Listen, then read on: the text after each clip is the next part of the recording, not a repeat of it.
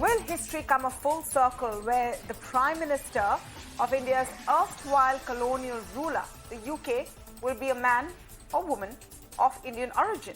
Now, Rishi Sunak is by no means anything but Brit, but he does have an Indian connection and has been talking about his immigrant roots a lot after throwing his hat in the ring. The former Chancellor of the UK is one of the front runners for the top post, and we are going to break down his story on the show today. So here's what's happening today. The contenders within the Conservative Party had a 6-hour window to file their nominations today. In fact, they have to file it between 12 noon and 6 p.m. UK time. The bar has also been raised this time as of because they have to have at least 20 MPs supporting them instead of 8. As of last week, there were at least 9 contenders for the top spot, but now this will probably come down. In fact, these contenders need at least 30 MPs in the first voting round. By Monday, 18 July, there will be only 2 contenders left. So here are the top contenders so far. First, Rishi Sunak. He is backed by 45 MPs and is believed to have about 12% of his party's support. He's vowed to tame tax burden, but is not taking a strong stance on cutting tax in a country which is reeling from inflation. Penny Mordaunt is the other contender. She has 19.6% of the party's support. She criticized Boris over Partygate and is UK's first female defence secretary. She has vowed to cut fuel duty by 50%. Tom Tugendhat, erstwhile army soldier who served in Afghanistan, Iraq and Libya, is also one of the contenders. He is seeking to ease fuel tax and insurance prices. Liz Truss, Foreign Secretary in Boris' cabinet, coordinated the post-Brexit talks.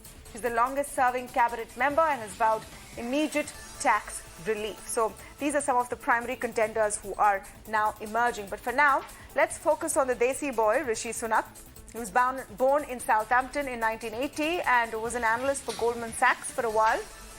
His political career, though, gained prominence in 2015 when he became MP from Richmond and moved his way up to the post of Chancellor in the Boris Johnson government, where his handling of the economy and the COVID crisis has come in for a lot of scrutiny in the UK.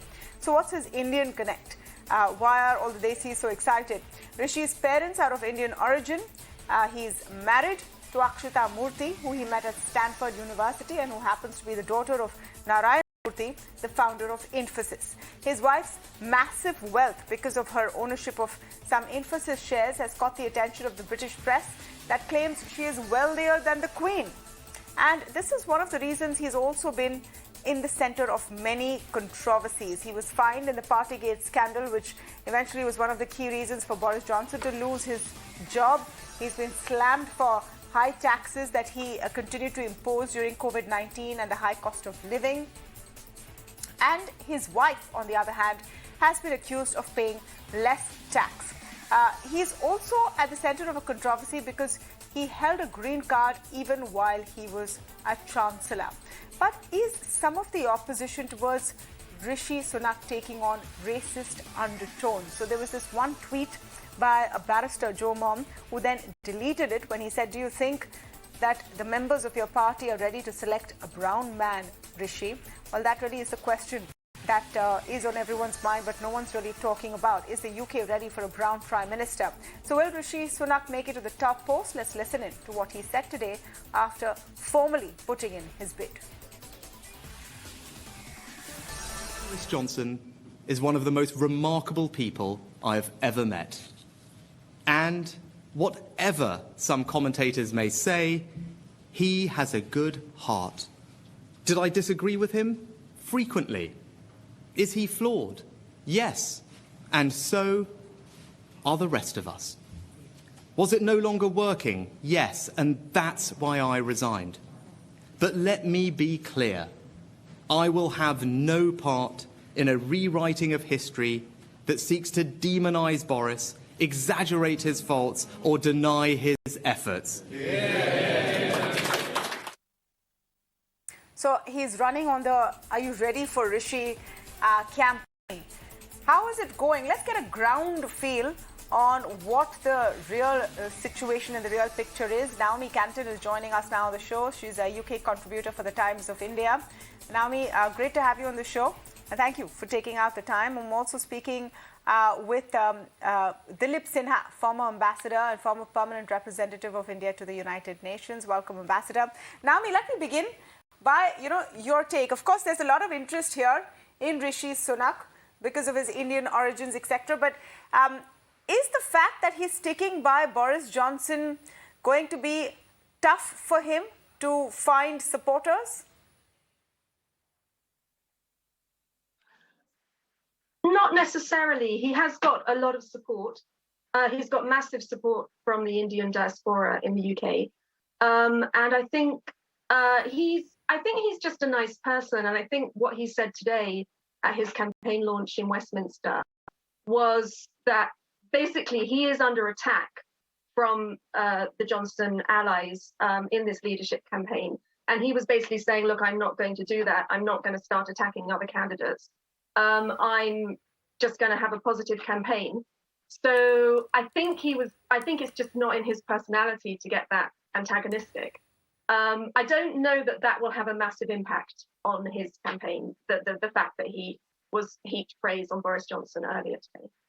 So a lot of the chatter, Naomi, around Rishi Sunak seems to be the fact that though he says he's, from immigrant roots, etc., he's very, very rich and his wife is very, very rich.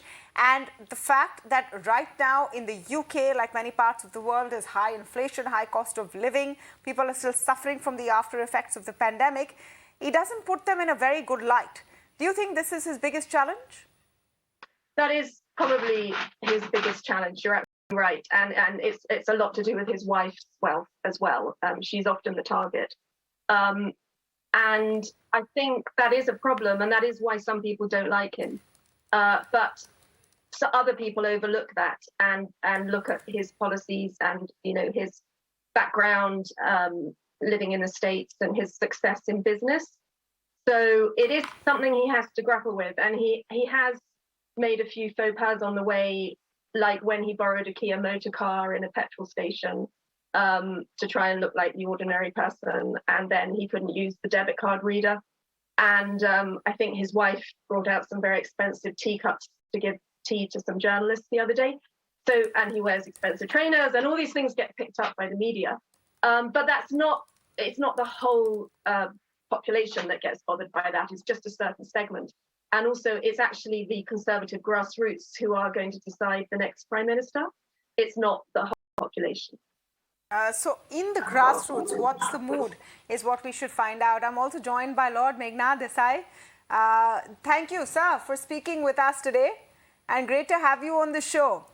Are we looking at history in the making? Do you think Rishi Sunak has a chance? I can't hear you, sir. I think you're on mute. Lord Desai, I think you're on mute, sir. Is it better? Yes, now I can hear you. Yes. Okay. I think he's the person everybody else is running against. Let's put it that way. Because he went out first with the video, quite clear that he had been preparing that for a long time. Everybody knows he had been preparing, and he instigated the first resignation from the cabinet. So I think he is a marked man, and hopefully he has a good chance, but we can't be sure. I think everybody will gang up against him, not because he is brown, but because he is Rishi Sunak, and he's very clever. Okay, so, the brown bit, do you think that's an issue at all? No. Listen, this is a country in which there are more first-generation immigrant cabinet members. Then, India doesn't even have a Muslim in the cabinet. And here we have at least 4 or 5 first-generation immigrants or immigrant children. And that is quite unusual. UK has become very progressive, very diverse, very multiracial. And when I first arrived here in 1965, that was not the case at all. So I think UK has made tremendous progress in terms of including the immigrant population into its regular life. Lord Desai, who, according to you, is the toughest contender for Rishi Sunak right now? Where's the biggest challenge coming from? Because everyone else seems to be promising tax cuts, and he doesn't want to go out on a limb and say that. And he's very unpopular for not giving tax reprieve. I think, basically the difficult problem is the pandemic, the inflation, the likelihood of recession. Most other candidates are ignoring them and just going on about tax cut. Rishi Sunak knows economics better than most of them, and all of them, and therefore he is being cautious. He's saying, yes, I will give a tax cut, but only when the economy is ready and not now. Now, obviously, that's a very intelligent way of putting it, but it may not be very popular. So the question is, will people fall for the easy promise of Liz Truss or somebody like that? Or will they say, no, let us put our Rishi Sunak because he knows where the money is going to come from? Yeah, Ambassador Dilip Sinha, I just want your take on the kind of tight race we're seeing in the UK and why it has become a global story. I think it's also, in a sense, because it shows how this nation has embraced immigrants, children of immigrants, where now not one, but more than one could be vying for the top spot. Well, there's no doubt that British society has moved over the last half century and has become much more diverse and much more accepting. But one must remember that there is enough anecdotal evidence to show that there is still racism around in the country. If you look at sports, for example, now while there are very many people of color who are heroes of their teams and also of the country, there are also racist slurs among players and there are racist chants among fans. So one can't say that that element of racism is completely vanished from Britain.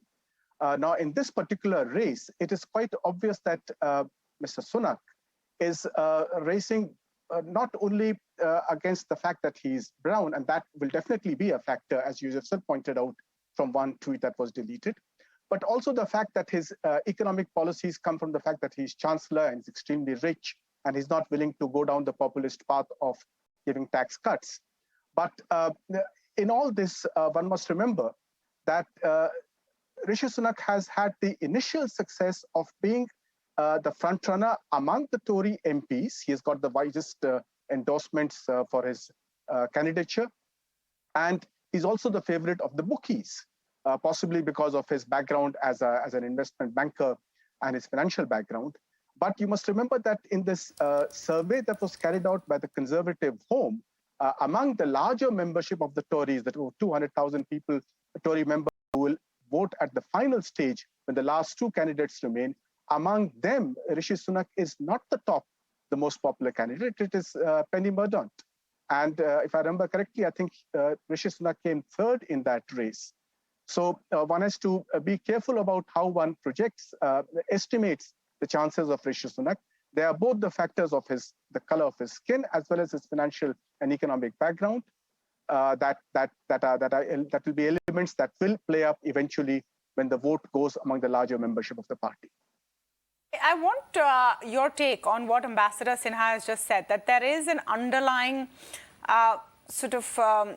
tone and question about Rishi's race. Also the fact that he is very well-to-do and some of his policies. Do you think he is a front runner right now? What is the general consensus? Naomi, that question's for you. So I think amongst the Tory grassroots, I don't think there's much racism.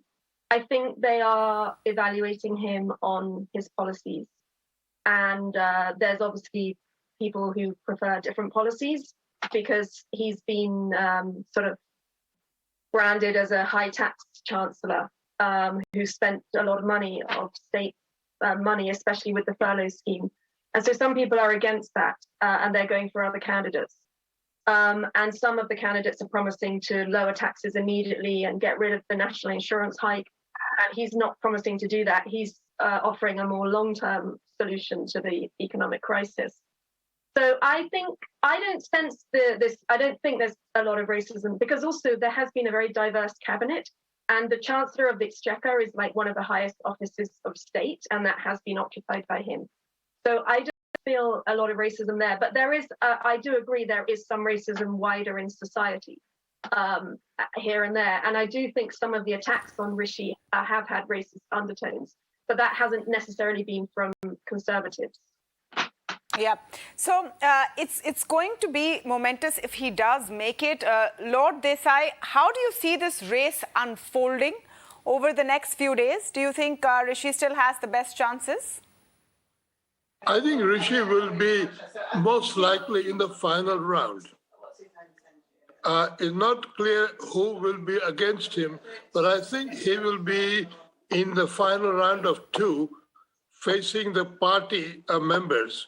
And then he'll have to go out on hustings around the country and argue his case against whoever is against him, most probably Liz Truss or some or other woman candidate. I think it'll be a man and a woman in the final 2. It won't be 2 men or 2 women. I doubt that very much. So we will see. And because he is thought to be Boris's friend, but he was the first to pull out of the cabinet, I think the pro-Boris camp may be divided on whether to support Rishi Sunak or not. But at least he's a Brexiteer, and he's a bright man, and he was very good on the pandemic. I have to say, I followed him in the pandemic. He was absolutely fantastic. And I think that should count in his favor, that he was a very good and imaginative Chancellor of the Exchequer during the pandemic, which was completely unanticipated. And he held his own end up very well. When he had to spend money, he spent money. When he has to save money, he will save money. Yeah, but he's not saying maybe the most popular thing right now. Will people like that or not is the question. Well, it's an interesting race. I want to thank all of you for joining us today on The Big Story as we just go beyond the headline on an international story which has definitely piqued our interest back home. And